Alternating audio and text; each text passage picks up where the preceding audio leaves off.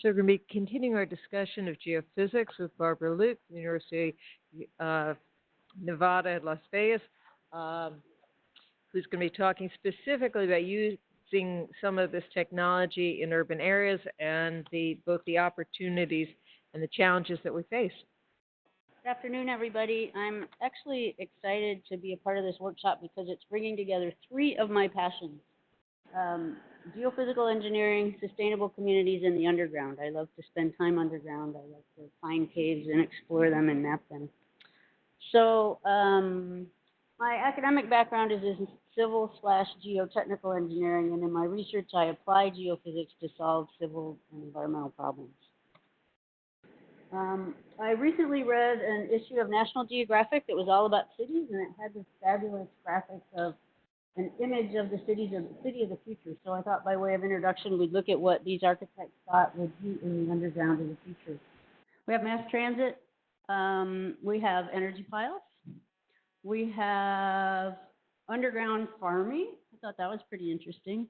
And then I really like this one, underground cultural events. So what better place for a theater than a cool, dark underground spot?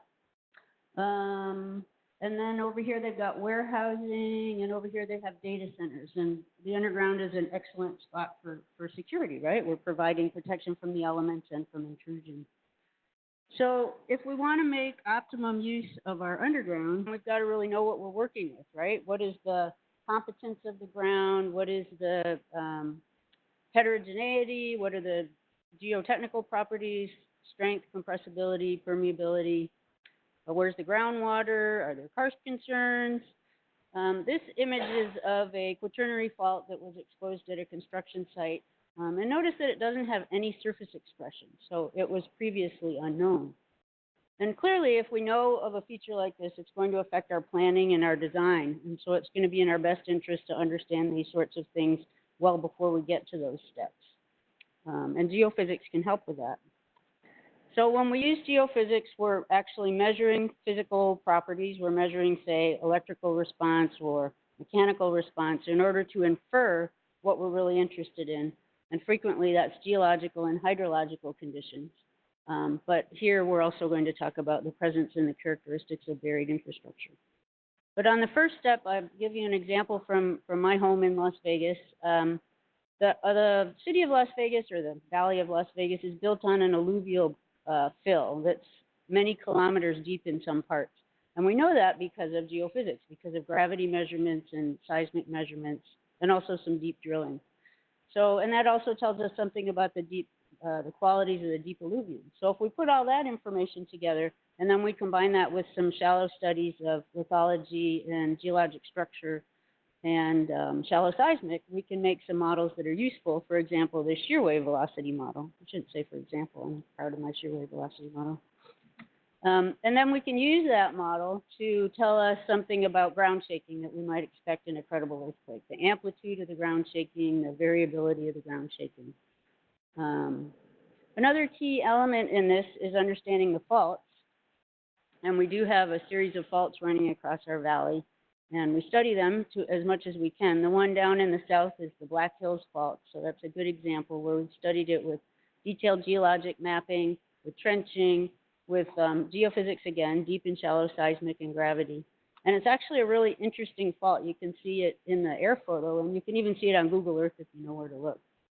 But we've studied it to the point where we feel like we understand what kind of hazard it poses to our community. And the same is not going to be true with the Eglinton Fault up in the northwest. In this air photo from 1980, it's pretty clear. You can see the scarp running diagonally across the image, and you probably know where I'm going with this. It would be just about impossible to find today. So the obvious lesson from this is study your underground before you build on it. I think everybody knows that. And I also understand that this is a more relevant lesson in newer cities like ours that are still expanding into virgin territory, which is another sustainability topic that I would love to get into. And we'll get into things that are more relevant for much older cities in a moment, but I want to give you one more example from geophysics for site characterization. So these data were collected in the oil and gas fields quite recently, in the oil and gas fields of the Permian Basin in southeastern New Mexico. What we were looking at was a concern for contamination of groundwater through gypsum karst conduits due to the oil and gas activity. So we we conducted these 3 geophysical measurements over a playa, a surface depression. We did ground penetrating radar, electrical resistivity, and seismic, in order to test the hypothesis that these playas were karst derived, so that they would have been formed by collapse from the bottom up rather than surface hydrological processes. This next slide is another resistivity image from right in that same area. It was a ground truth test over a known cave. And you can see that the cave shows up as a very high resistivity element, maybe 5 times as resistive as anything that you saw in the previous image. So it works out quite well there. This is another resistivity image from a completely different place with a shallow groundwater table. So again, there's a known cave, but this time it's completely filled with water. And so now it gives us a low resistivity image. And so a lesson from that is that when we're using geophysics, we need to understand what we're looking for. We have to have an idea of what we're looking for and pick the right tool to do that. Okay. So, and then I left this blank spot at the bottom to remind me to talk to you about negative results. As geophysicists, and I think as humans, we don't like to show the negative results, but in geophysics, there are lots of negative results. I think all of you who've done some geophysical testing, well, and you showed us one, Professor Houston, yeah. So sometimes there's not enough contrast in the earth for the item that we're looking for to stand out, or sometimes we've got some cultural noise that's masking the signal that we're looking for.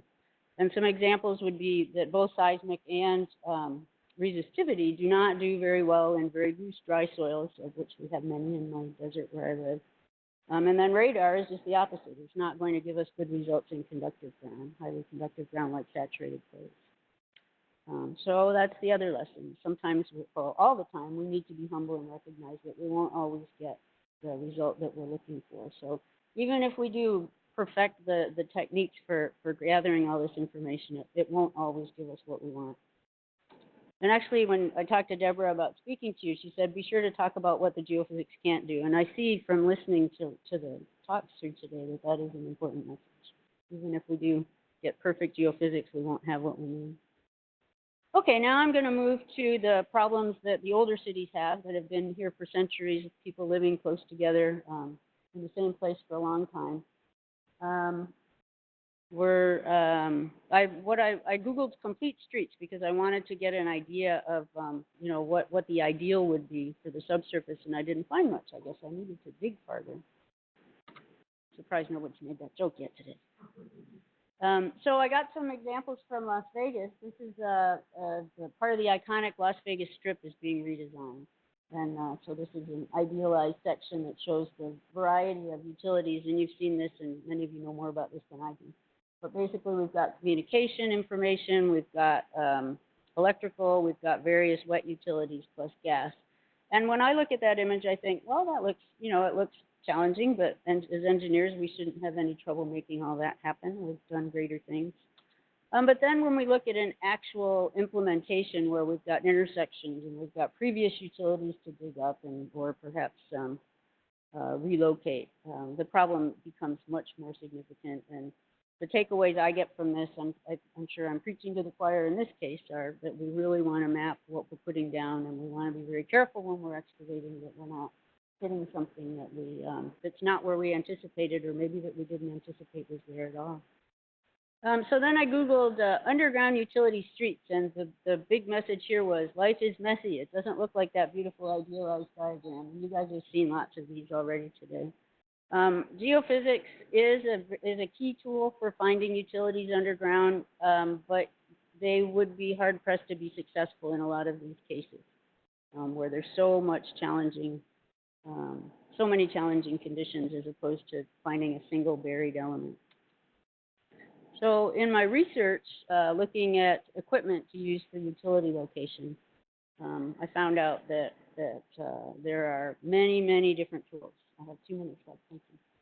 There are many different tools available, and there's some interesting work being done with integrating them, but there's no one that's really popular or really solving all of the problems. And I found out that different utilities are going to use different tools, and that makes perfect sense because they're looking for different features, right? Some are going to be much shallower than others, some deeper, some dry, some wet, some metallic, some non-metallic. And if we look at some of these challenging conditions for utility location, we see that. If utilities are very deep, we'll have trouble finding them. If they're layered or braided with others, if they're non-metallic and empty. Some farther down the list that jumped out at me were if you have some difficult backfill that you're working with, or you have your utilities located near some sort of cultural features that are going to interfere with your equipment, like guardrails or power lines. So if you think about, well, it's true that there are many utility lines that can't be found with modern tools. Think about maybe this fiber optic cable that's buried in a small diameter conduit fairly deeply. And think of one that was installed by directional drilling rather than trenching, because sometimes it's the trench walls that allow you to find things. Okay? You pretty much can't find that. And here's a couple of quotes along those lines. I had one more I wanted to read you that's from that same reference. It says, some methods can give a depth estimate. So frequently you're just getting a horizontal placement, right? You're not just getting a depth. Some methods can give a depth estimate. When conditions are ideal, those estimations may be somewhat accurate. And that's from the National Academies of Science. So I thought that was good to give you an idea of the point that we're at right now, or at least in 2009. Maybe things have really gotten a whole lot better in the last 10 years, but I think we're incrementally improving that leaps and bounds. And then this last picture, I think, tells a good story.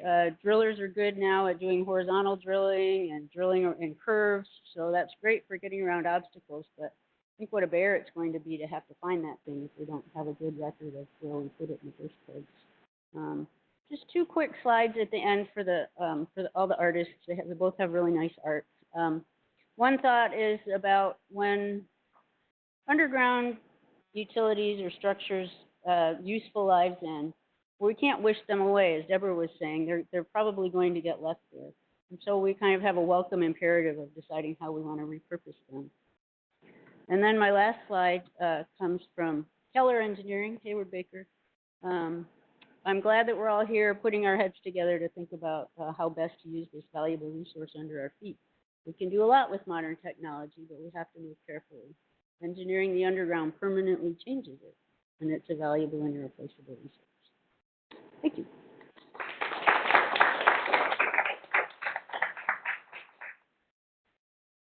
Questions for Barbara? So Barbara, what about the idea of having more of a kind of Uber pipe where everything kind of is in that? Is that a better solution instead of, you know, the picture you showed of Las Vegas where every lane of traffic had a utility underneath it? Yeah, that's a good question. It's not anything that I'm more qualified than anyone else to answer, but it makes me think about like a cut and cover tunnel where you just put everything in the tunnel and then you access the tunnel to do your work. I think it's something to consider. You could perhaps have less disturbance of the traffic if you work that way. Yeah, interesting thought. All right, thank you very much.